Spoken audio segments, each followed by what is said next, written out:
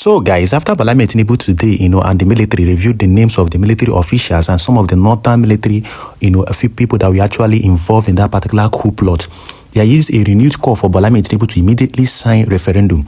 Now, remember, this is what Nnamdi Kanu has actually been saying and probably calling for. In fact, this is one of the reasons Buhari's government equally, illegally arrested him, because he was speaking truth to power.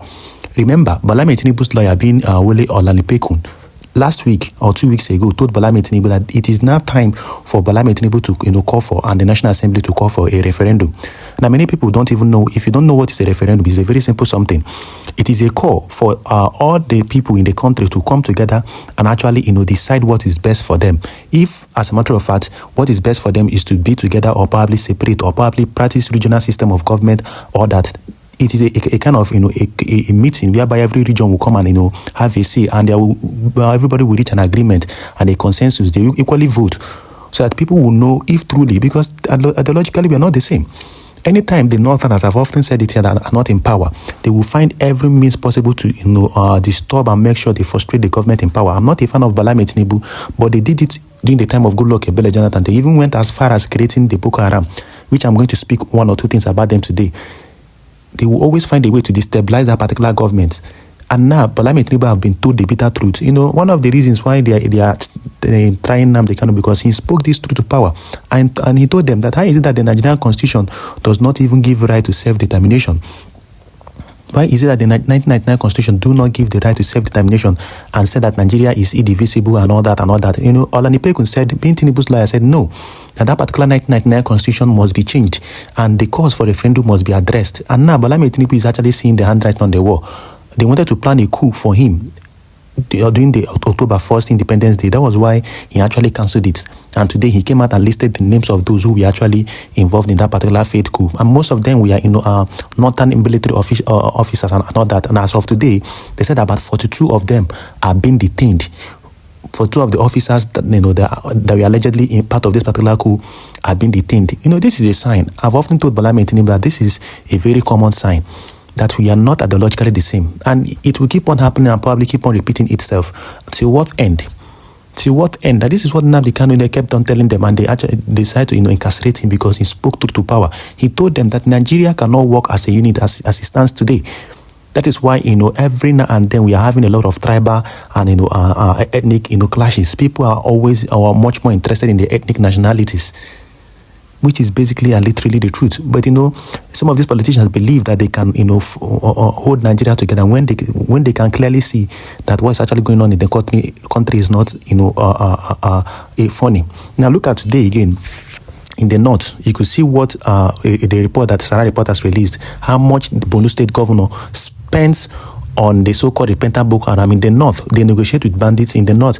They reintegrate terrorists back into the society. You can see how much that is being spent on welfare. When I mean welfare, these people are people that actually killed, destroyed communities, did a lot of evil things, and they call themselves repentant, and they were reintegrated into the society. And look at the amount of billions and trillions of money that are being spent. Remember, these millions and trillions are coming from the southern part and from the southeast, from the south, and from other oil producing areas in the southern part. So the money from the south is being used to compensate terrorists over there in the northern part. And that is why when you speak of referendum, the north will always try to fight against it. They always want to fight against it because they are not yet done with eating the oil money from the south, and that is why insecurity over there in the northern part keeps on multiplying. That's why the insecurity over there in the north keeps on multiplying. In the north, they have different bandit groups. And what are these bandit groups? These are groups that are being sponsored by some of the politicians and even religious leaders over there, because they know that at the end of the month, that the federal government will send money or security money to the states, and the states will give the security money to the local government, and the local government will go and negotiate with these particular bandits and hand over this particular money that was meant to fight these bandits. They will hand it over to the same bandits that the money was supposed to be used to fight against, or in the name of negotiation. So tell me how we are ideologically the same. They will say that they are negotiating with bandits over there. What is the terms of this particular negotiation? It's all about placing them on salary or on welfare, the same thing that they are doing to this particular Boko Haram or the so-called repentant Boko Haram terrorist. And you expect that this particular country will forge ahead. But look at the case of Nnamdi Kanu, the man that is actually fighting for the freedom of his people is being held in incarceration unjustly. unjustly by these same northerners. I've often said it here, if you don't know, the reason why Tinubu is still holding Nnamdi Kanu in captivity is not because Tinubu has anything against him, but because Bola Tinubu is even scared of these same northerners that want to remove him through coup. Because he's not sure if he releases Nnamdi Kanu, if they will actually vote for him, because it is the northern cabals or the Fulani cabals that illegally arrested Kanu from Kenya and kept him in detention. So Bola Tinubu is equally scared of them. That's why he's keeping Kanu, despite the cause for him to actually free this particular man. So you could see that some people believe that they own this particular country. Some people believe that they are first-class citizens. That's why when they were negotiating with these bandits, Shegumi opened his mouth, one of the northern clerics, that Bola Tinubu and the security agencies should not interfere with these particular so-called negotiations that are actually going on in northern communities, in Kaduna and Katsina communities. To tell you that they believe, but if he announce any protest in the southeast or probably southern part, you see the Nigerian security agencies, police, the presidency, they will release statements and official statements. But did you see the presidency release any statement on the negotiation with bandits and Coup?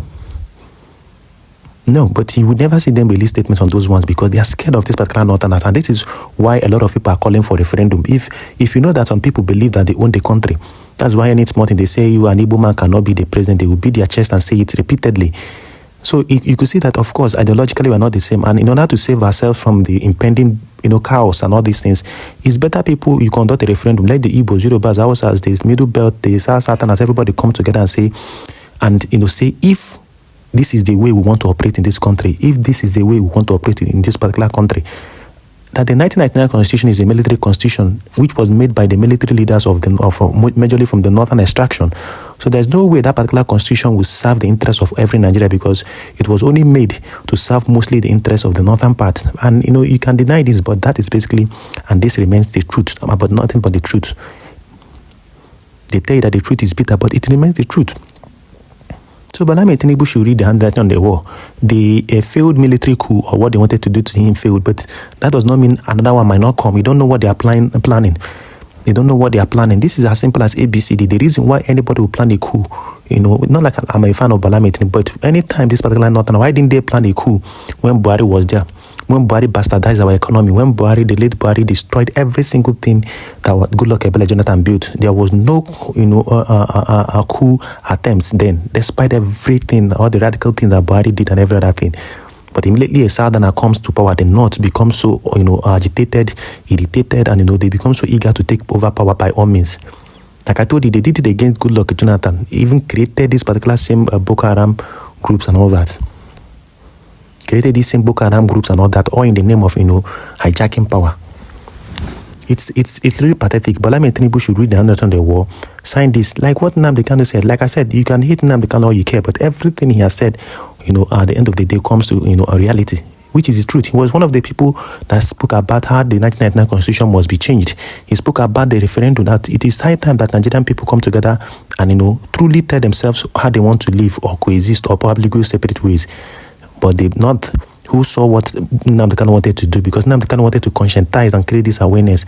They decided to, incarcerate him so that people will not know what is actually going on, or probably people will not have the awareness he was trying to create. They decided to abduct him from Kenya and, continue to try him illegally. Well, Tanzania, as I'm speaking to you today, is boiling. And why is it boiling? The same tyranny of some of these our political leaders in Africa. The woman that was actually elected, about 4 years ago, now has turned into a tyrant. Imagine an election that she almost ran unopposed because there are two major opposition candidates. The other one is being arrested and tried, right? The other one was, disqualified based on technical reasons and all that. The youths had to take up to the street to say enough is enough, and they started protesting. You can see some of the protests going on here and there, and you keep on wondering, why is African leaders always like this? Whenever they see power, they become so carried away with power. The same thing is actually going on in Cameroon, where Paul Biya, who has stayed in power for more than 42 or for 3 years, still contested and won. In fact, not won, he was actually rigged in power. You keep on wondering, somebody that has stayed in power for 43 good years, what else? And you're 90-something years, what else are you interested in? It's not like you're physically fit, mentally fit, or capable to even lead the country, but the greed in them, will not allow these particular African leaders to, allow power to go. They will do every single thing to maintain power, but they will never deliver. And even these people are delivering the good dividends of democracy and developing their country. Nobody will have issues with them even staying for 100 years. That is the problem. When you go to other countries like China, the president can stay as long as this, Russia and other countries. But in Africa here, these leaders will be looting us, not working, and still want to, stay till their kingdom come on that particular political position. And a lot of protests are actually going on in Cameroon.